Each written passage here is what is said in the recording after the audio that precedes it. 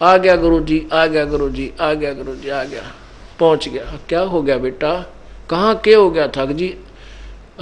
वर्षा के दिन थे और गुरुजी आग बनी नहीं, यहाँ नगरी से जाकर लाया हूँ।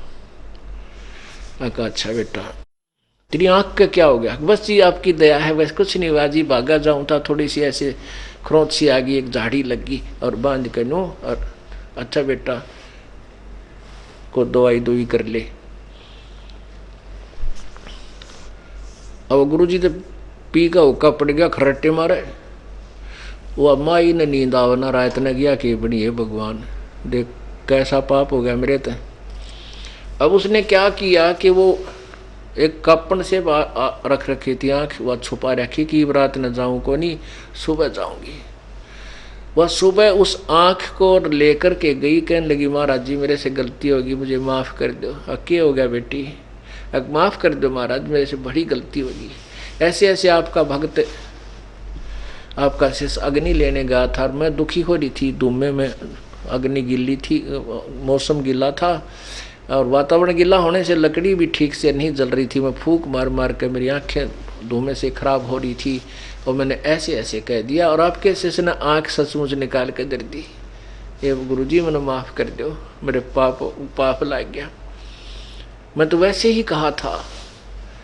उसने संत ने सोची रहे तेरा गजब यो लड़के बुला रहा शेख फरीद, बुला शेख फरीद कहाँ है भाई, बुलाइयो। के आ गया गुरु, देख लिया उसने भी माई आ गई भाई, या तो बात बिगाड़ दी। कहने लगे बेटा क्या हो गया तेरी आँख के? कुछ नहीं गुरुजी आप बैठे, दास को क्या होगा? गुरुजी बोला आँख खोल इस कपड़े ने। वो कपड़ा खोला तो आँख नो की नो पाई, लेकिन थोड़ी छोटी होगी पहले वाली से, और वह माई नारी ले रही। अब पुण्यात्माओं, ये दास आपको क्या बताना चाहता है? ये तत्व ज्ञान सुनाना चाहता है।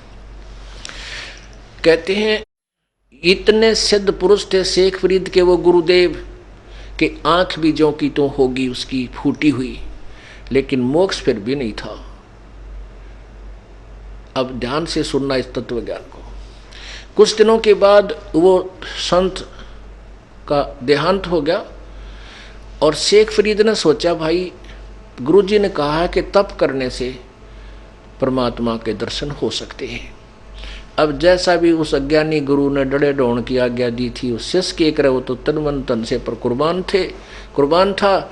उसने जाकर के आश्रम से थोड़ी दूरी पर और तप करना शुरू कर दिया। पहले बैठ कर कराया, फिर खड़ा होकर कराया। उन्होंने सोची भाई यूं तो बात ना बने, और कमजोर हो गया घना, और बाहर रहूंगा तो ये इतना वीक हो गया, खाना भी नहीं खावा। कहते हैं 12 वर्ष में शेख फरीद ने 1.25 मन अन्न खाया था, यानी 50 किलो 12 वर्ष में। तो कितना एक दिन में कितने कै ग्राम पड़े हिसाब लगा लो। हम तो 1.25 मन खा जा मनमान एक महीने में, और उसने 12 वर्ष में खाया। तो वो उसके शरीर की क्या स्थिति होगी थी? केवल अस्थि पिंजर शेष था। एक दिन वो लेटा हुआ था और बहुत घबराया हुआ था, हे भगवान ये शरीर भी जाएगा और दर्शन भगवान के हुए नहीं। वो ऐसा बाहर लेट गया, लेटा हुआ था। इतने में कौवे आगे न सोचे यो आदमी मरा पड़ा है, इसके औरतों की तो मांस है को नहीं, क्योंकि सूखा पड़ा कति लकड़ जैसा, कमजोर इतना हो गया। उसने कौव्या ने सोची आँख खा लो, ये थोड़ी बहुत गिल्ली पावेंगी। तो माथे पर काग आकर बैठ गए, और जो ही काग आए तो शेख फरीद कहने लगा भाई कव्यो मेरी आंख ना फोड़ो, आंख छोड़ दो, मेरे शरीर पर कहीं मांस बचा हो इसको सारे को खा लो, भाई आंख ना फोड़ो, मेरी आंख ना खाओ, हो सकता मुझे भगवान के दर्शन हो जाए। इतने जब वो बोलिया तो काग उड़ गए, क्योंकि तो आदमी जीव है। अब उसने सोचा भी यहाँ तो ये कौवे तेरी आंख फोड़ेंगे और भगवान के दर्शन हो को ना। उसने क्या किया, पैर के रस्सा बांध के, और जिस वृक्ष के एक कुएं के ऊपर से वृक्ष की टहनी मोटी डार जा रही थी, उसका रस्सा बांध के हाथ पहुंच जाए इतनी निकट थी, और धीरे धीरे उनको पकड़कर कुएं में उल्टा लटक गया और कहा भी या तो मर जावांगे या भगवान के दर्शन हो जाएंगे। अब तो अंत तो आइडिया, अब यो तप और करके देख लियो उल्टा लटक के।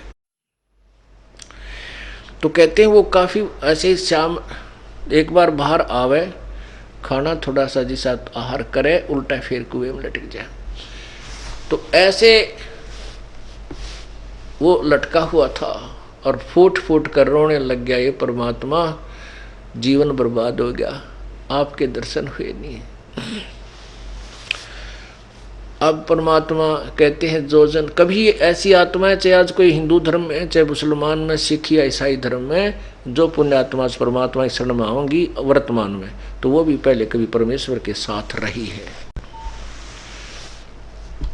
तो जब उसने देखा हृदय से वो रो रहा है, फूट फूट कर रो रहा है, कभी जीवन गया, परमात्मा आए सतलोक से, कबीर भगवान, अल्लाह